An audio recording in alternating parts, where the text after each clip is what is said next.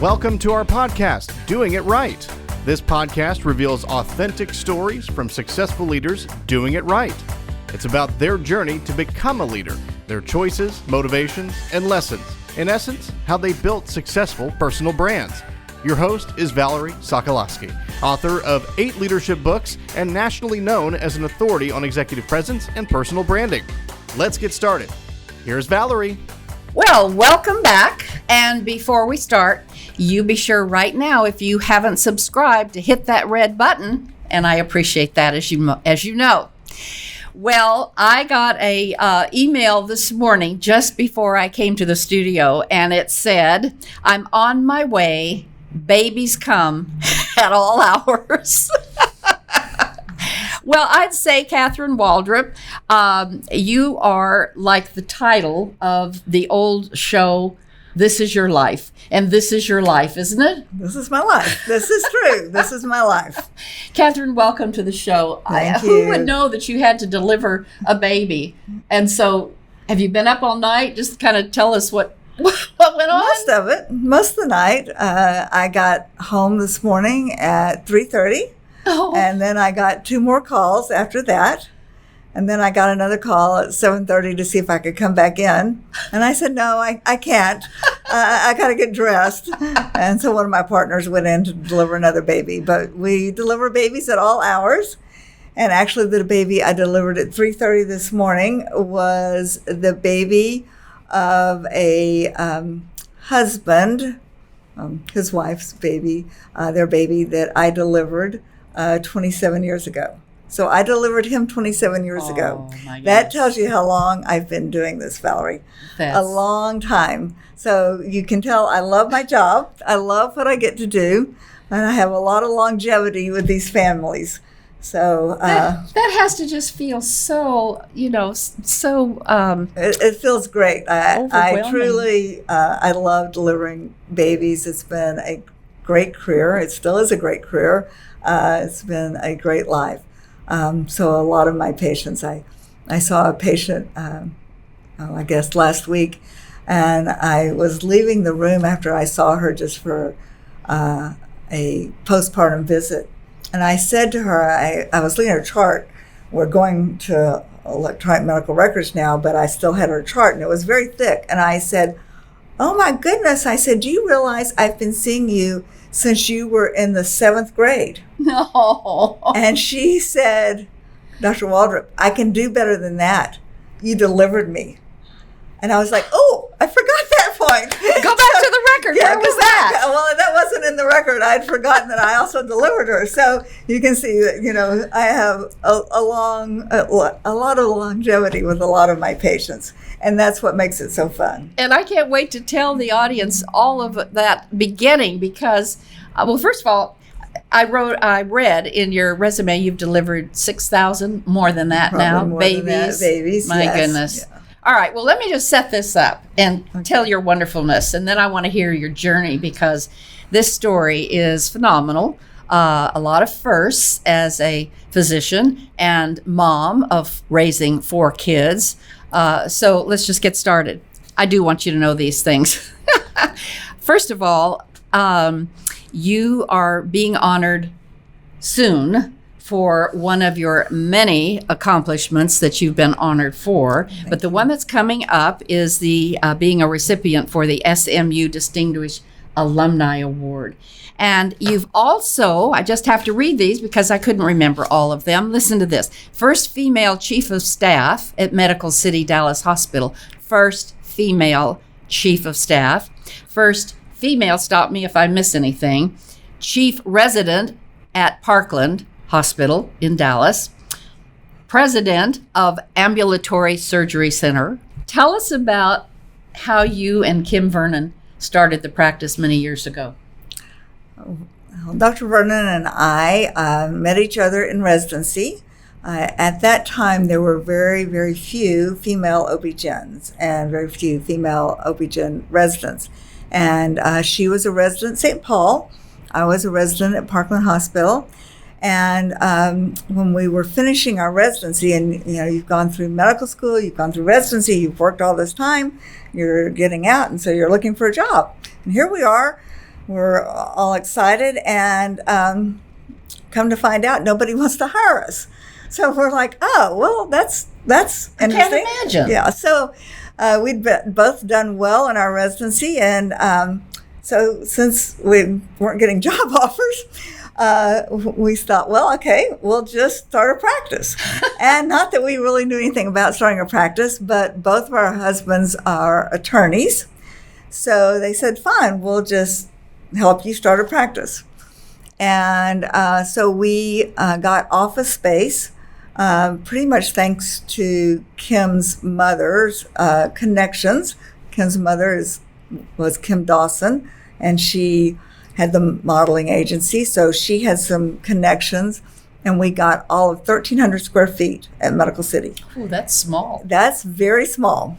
And that was our first office. We had this little office at Medical City, and we started our practice. And we paid ourselves next to nothing because we had no concept if anybody come see us.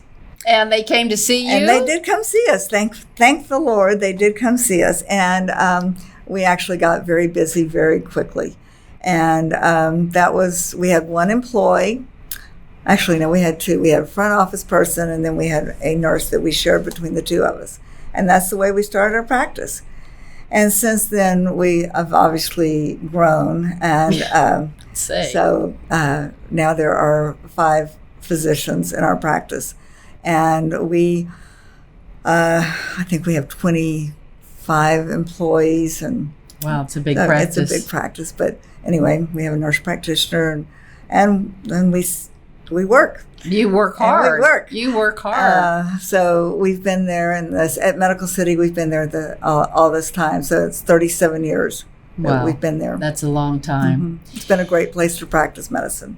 You know, practicing medicine has to be hard, obviously. But add to that the fact that you were raising 4 children. And 3 children. 3 children. I'm 3 sorry. Children. 3 children. And the challenge for many of our audience who are leaders, women leaders, and they are raising a family as well. What was the most difficult thing for you?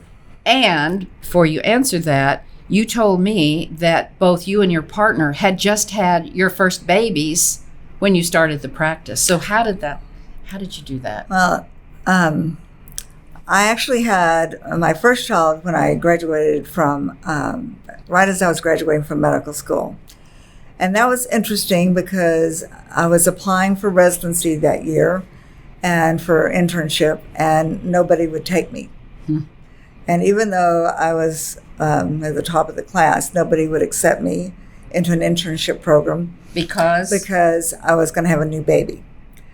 So that was a time, and that was kind of back in that time, in that era, where they were afraid that I would not be able to function well with a new baby. And I got several quotes like, taking you would be, I won't even say what they said, but it was not flattering. Not nice. Not nice. Nobody would accept me into a residency program. So I laid out a year. And then Parkland took me into their residency program the next year. But that was a hard year for me because I was so used to just continuing on my goals to complete my program and my training. And so I think I always felt like I had to work a little harder, be a little bit better to actually prove that I could do it. Fortunately, my husband's always been extremely supportive.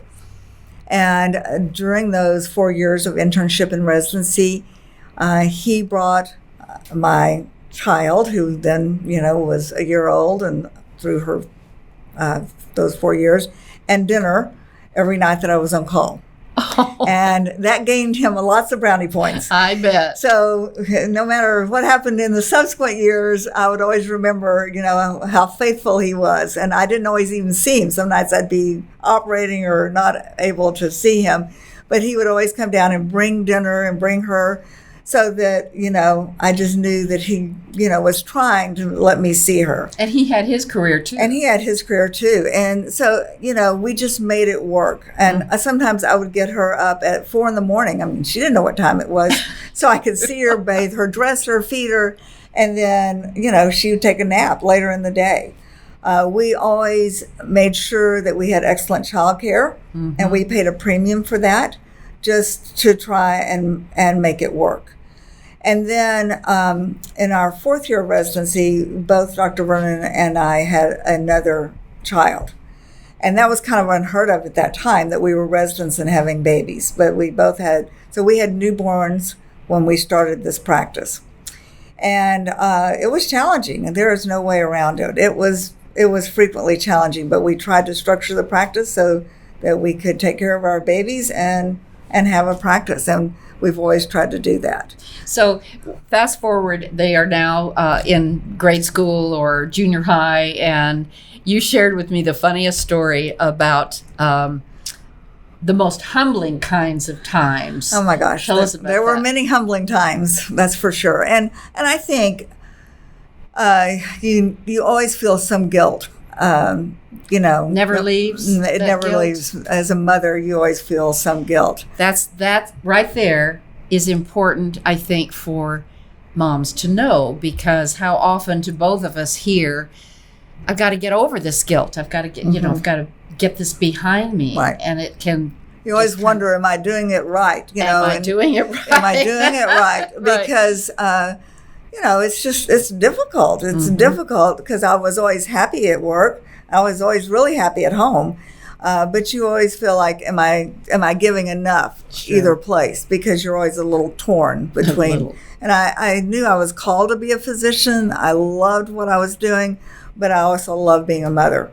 And it's just hard to be both places and feel like you're doing it well. And I think that there's just major trade-offs.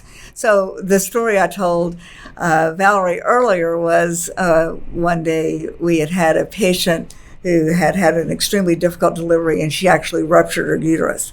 And we had given her lots of blood. We had taken care of her, and eventually we'd gotten her to the intensive care unit and saved her life.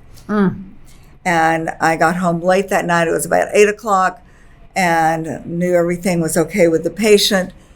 Walked into my house at 8 o'clock at night, and my 2 kids at that time, who were, I think, maybe 12 and 7, were watching some ER show on TV. And they looked up at me and they said, "Why are you so late? And where's dinner?" And I just thought, this is the most humbling moment. They could care less if I've saved a life. And then they were like, and this person on TV, Mom, they're about to die. And I'm like, yeah, well, because they don't see me as a doctor. They just see me as mom. All I am at that point is mom, right? You're just mom. And you're late for dinner, and we don't have any food. So where's dinner? And so it's very humbling always to be a mother, right? Yeah. And I think that there was this Cosmopolitan article done on our family, and the title of it was "Having It All," as if you can have it all. I was just going to say, as if you can. And the truth is, I don't think you really can have it all. I mean, you can try really hard, but you're going to always feel like that you're sacrificing something at some points. My daughter always wished for me to be home more. My boys, I don't think that really mattered as much to them. I had David, husband. I had David. I had a very supportive husband. Dr. Vernon's husband was very supportive. Actually, 2 of the other females that I practice with now, both of their husbands are attorneys too. There's a pattern there. We got a pattern. And then the other associate in our practice now, her husband's a cardiologist. But I mean, you have to have a very supportive spouse because you're working so much. So somebody has to be able to flex. And And we try to make it so that we in our practice flex too. Sure. So we cover for each other, just like this morning. Like I had to call somebody and say, can you cover this delivery for me? I've got someplace to be. So we cover for each other a lot. And we appreciate when we need help, we ask for help. That's collaboration. It is. It's a partnership. So, Dr. Waldrop, I am so in tune with the amount of angst and dedication and the hours that you and other physicians have been working during this COVID time. And if I can go there for just a minute, what I want to ask you about is, what have you had to do for yourself to be there for the patients when it's such a difficult time with the masks and all of that? How are you doing it? Just personally give us an idea. COVID has been difficult because so many of the patients are struggling so much. We have had a lot of patients that are very depressed, patients who have lost jobs, who have lost family members, whose husbands are furloughed or they're furloughed, or else they're trying to work from home and their husbands are trying to work from home and they've got small children that they're trying to deal with. So, you've got two people trying to work from home and then they've got little toddlers running around and they're trying to take care of them and they can't have childcare coming in the house.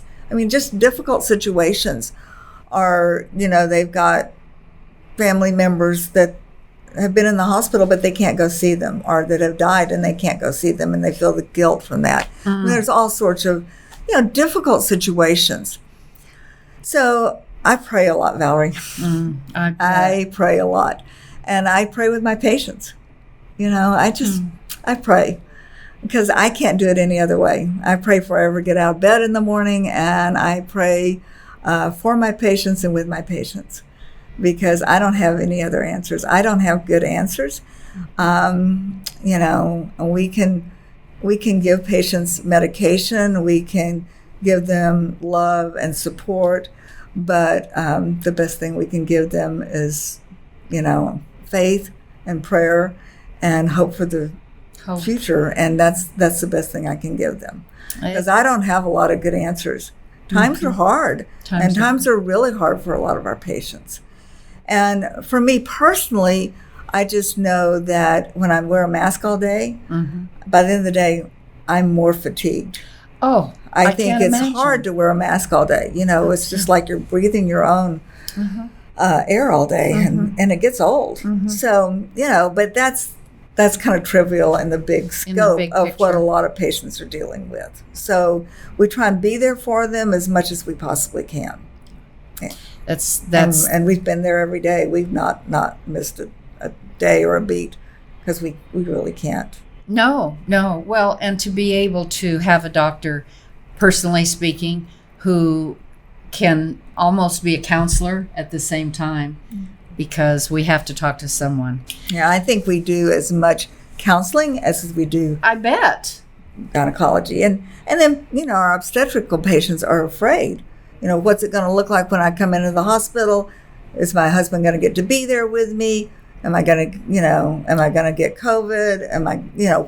What's going to happen? I mean, it's been, there's been a lot of fear generated. So we try and keep everybody as calm as possible.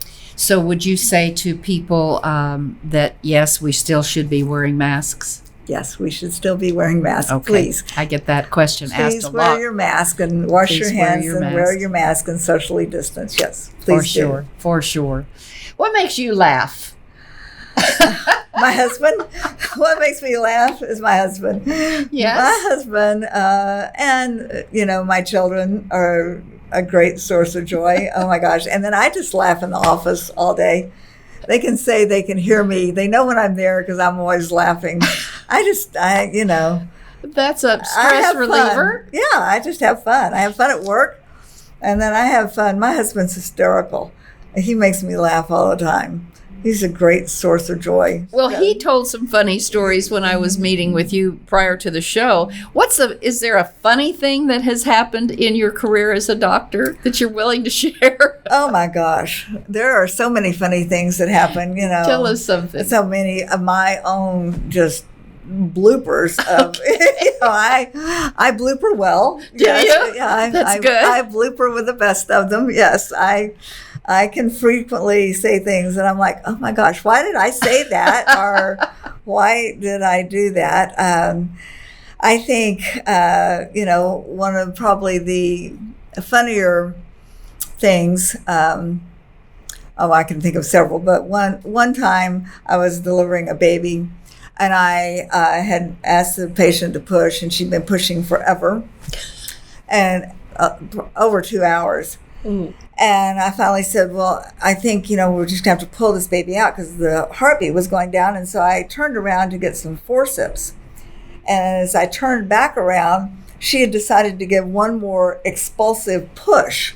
And as she gave this expulsive push, here comes the baby flying out as I've got forceps in my hand with a lot of amniotic fluid. And as I go to catch the baby, I slip on the amniotic fluid, and I'm catching the baby as I go to the floor. So I caught the baby as before, thankfully it landed on the floor, but I'm on the floor. So the baby and I are both going down to the floor, and the husband looks and he says, are y'all okay down there? I'm like, yes, we're great. It's all good. Oh my gosh. Oh my gosh. I'm on the floor. Yeah, that was one of my better moments. Great. And I love your laugh. What can you do? I was like, here I am you on catch the floor. The baby. It was one of my finer moments. Well, thank you for sharing that. That's a great one. And laughing is good. I want to know, what is your brand differentiator? I do a lot of consulting in one's executive and leadership brand. And in that process, we talk about, what makes you different? So what makes you different?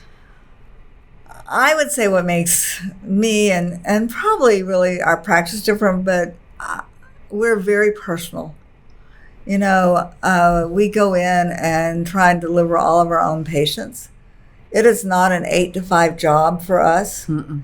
So if you're my patient and I am not on call, but you're delivering your baby and I'm going to come in and try and deliver your baby. And it doesn't matter if it's the weekend or when it is, I'm going to try and be there for you. Well, that's, I don't leave at 5:00. That's a big differentiator. And I call patients, during the weekend. I call patients with my cell phone. I don't hide my cell phone number. A lot of my patients have my cell phone number. I think,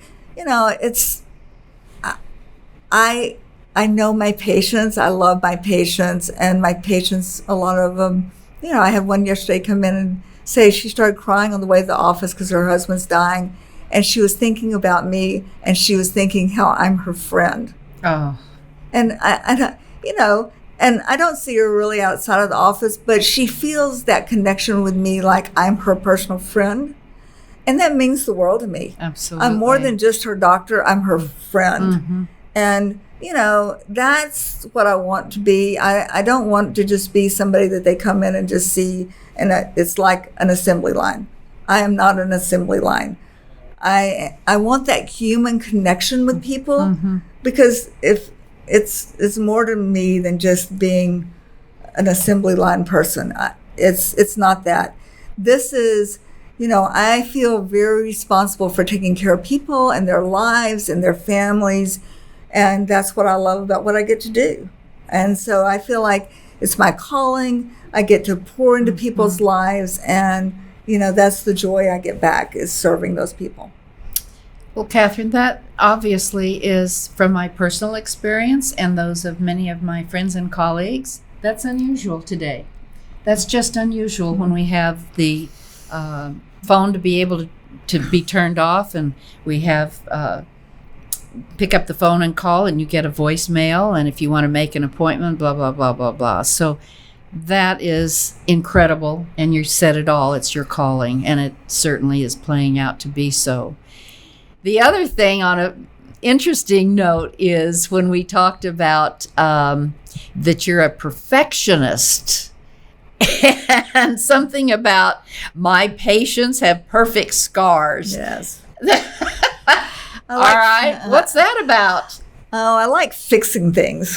Okay. So I think, part of what I really love about, my job is I like making everything just look perfect. And so, I was telling Stitching, you mean? Yeah, I was telling Valerie, I have a little artistic side to me. So when I was growing up, I painted and I learned to sew. And so that's served me well. So when I am sewing an incision or when I'm doing pelvic surgery or whatever, I want to make everything look just perfect. I want to put everything back right, just where it belongs. I like doing pelvic surgery, and I like fixing things so everything looks perfect. I like for the scar to be perfect. And patients will tell me that, and the nurses say, that scar is just perfect. Just perfect. And I want it to be perfect. And you can't take a picture and put it up on the wall and say, look what I did. Yeah, but I'll say sometimes to the patient, your scars are perfect. And they are. It looks great. And your patients appreciate Yeah, I would it looks appreciate great. that. Looks great.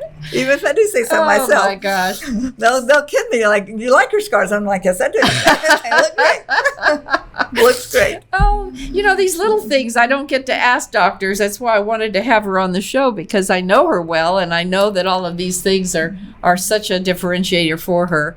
To share just about real things about real doctors and how they serve us so well. What do you like to do just for the fun of it, Kathryn? I love being with my family. My family is so important to me. And they're grown. They're grown, and I've got 4 grandchildren that are super fun. So we have great family times. We have great family trips. The whole family frequently, like pretty much once a year, goes on a trip together, which is always super fun. Grandkids included. Grandkids included. I go to the kids' sports games still, and as the children were growing up, we all went to their sports events, traveled to their sporting things. And so just being with the family, I think, is probably one of the more fun things I do.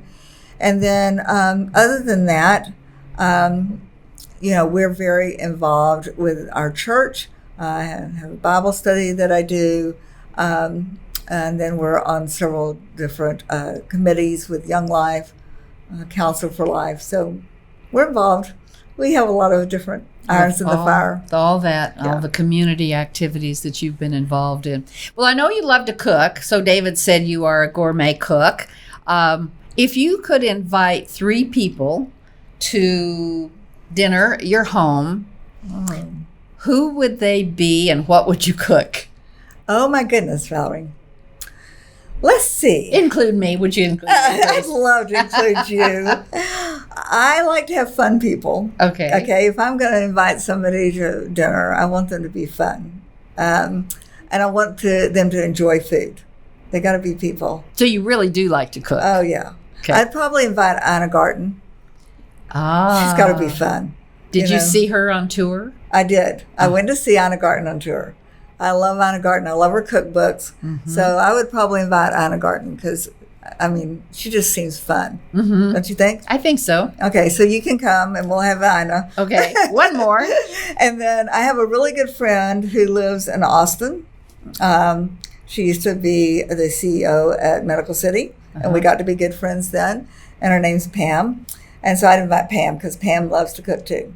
And Pam and I have a ball when we get in the kitchen and cook together. Ah. So I would have Ina and Pam and myself and you, and the 4 of us could get in the kitchen. We'd all cook together. Because I think it's more fun when people cook together. Mm-hmm. So if you've got good people that like to cook together. And they can cook. And so we'd all get in there and cook together, and then we'd all sit down and eat together, and we'd have a ball. And what would we cook? For Ina? Ina Garten. What are you going to cook for her?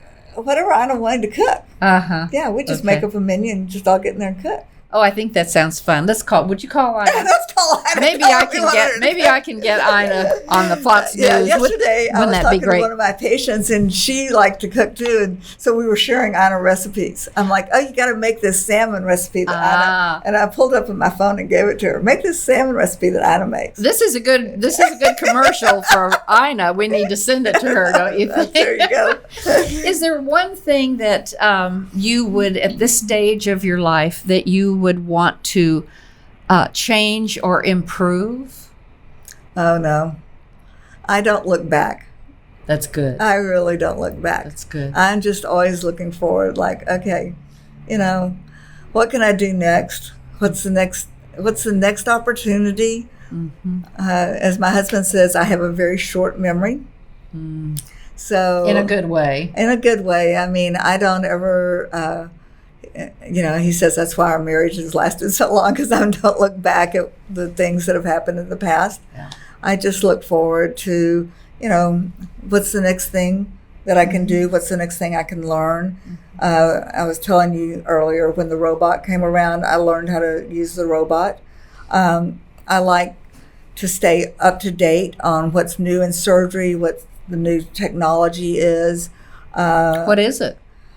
The robot right now is probably the newest thing, but we do all of our surgery minimally invasively. So whether it's laparoscopically or minimally invasively, right now, I have a great time seeing what my children are doing. My daughter has an interior design firm that she's just blowing out of the water. My son just finished with the military, and it's so fun because he's come back to Medical City as a surgeon. Thank goodness, as a surgeon. Yeah, so he and I get to operate together occasionally. That's just great fun. I love that. And then my other son is an entrepreneur. He started a business. So it's just fun to see all the different things they're doing, get to see them starting their careers. I think we're all entrepreneurs in our family. We've all started businesses. Sounds like it. We've all started things. It's great to see how everybody's careers are going. So it's fun, it's just fun. And then, just what's the next chapter? What's going to happen next? The next chapter, I want to tag on to that before I let you go, because so many people in this difficult time of COVID are looking back, Kathryn, and we hear too often, I can't go out like I used to. I can't do all the I can'ts. And all that does is just continue to push our own emotional well-being down. Yeah. So thank you for saying that, and I would totally agree with that too. I always ask, as you know, guests to leave with lessons learned, and you've mentioned a couple, but I want to pull up a couple more. You did say that it's a calling, that you felt that God called you to do this, and there's no doubt about that, and the praying for your own strength and for the strength and hope of others. We talked a little bit about not being able to have it all, right? It's hard. And then you said a couple of other things that I want to share with the audience because I think they're wisdom. One is always be willing to give 110. And the other one is happy people are those who serve other people. Do you want to elaborate on either of those or any of those? Oh, I just think that, when I get a little down or a little depressed. And you do, huh? I do. I do. When I start feeling a little sorry for myself, and I've done this with my children. I know one time my youngest son lost a tennis tournament badly. And I'm like, okay, well, we're just going to go do something for somebody else. And so we went home and we made baskets for all his teachers of food and goodies and took them to all his teachers. I'm like, if you're feeling sorry for yourself, we're just going to go do something for somebody else. I just don't believe in feeling sorry for yourself. I never have. And my daughter would say, you get about a 3-minute pity party at our house, and that's it. Pity parties are not a thing. So if I start feeling a little down or a little sorry for myself in any realm, I'll give myself a couple of minutes usually. That's about it. And then Time I'm like, goes on. okay, what can I do to make somebody else feel good? Who is, worse off? And there's always someone. And there's always a zillion people. And then I will either pick up the phone and call them. I will go bake cookies for them. I will make them a dinner. I will do something for somebody else. Mm-hmm. I just think happy people are people that are serving other people. That's kind of my motto. And that's what I've tried to instill in my children. Go do something for somebody else. Do not sit around and feel sorry for yourself. That does not do anybody any good. And then, the 110%, I think, not only do people want a doctor that's going to be personable, but people want a very competent doctor. So yes. I have always tried to be up on the latest, to be as competent as possible, to know medicine well. Mm-hmm. I'm not going to just be there and be your good friend. You want me to be competent at what I'm doing. Mm-hmm. And I just think, like in residency, I always felt like I had to kind of go above and beyond. I think because you were a woman, do you think? I think partly because I was a woman, mm-hmm. but I just think that's, what I'm called to do. If you're going to do something, you need to do it the very best you can possibly do it and be the very best you can possibly be at it. That's competency. That's competency, and that's why you are successful. Your husband said something, I went over and interviewed at her house, and David said, if I had to give you as a husband, the one word I would share about my wife, Kathryn, is she's the most caring person I know. And you are. So, Kathryn, what a joy to have you today. And Thank you. Especially, what a joy for me. It's been so fun. and you to put on a little makeup and come in, and I just delivered a baby, and I have to go back, and that's the life. This is your life, isn't it? This is my life, and I love it. I love my life. I've got a great life. I'm blessed. You are blessed. I'm so blessed. And it didn't come easy. Thank you. And for those of you who want to know about her practice, you can go on her website, which is Vernon and Waldrop, OB-Gyn Associates. It's on the website, and we'll have it up, as you can see, on the screen now. What a joy. As I close, I do want to say to my audience, as I always do, you know that part of my life work is in executive coaching and leadership development. I'd love to have any of you who are interested in either of those things, both of those things, just send me an email, Valerie@valerieandcompany.com. That's my calling, as well as this is, of course. And so for now, thanks for staying with us, and I'll see you next time. Thanks for listening. To receive Valerie's voice, free monthly leadership tips, and to learn more about her leadership programs and coaching, visit her website, valerieandcompany.com.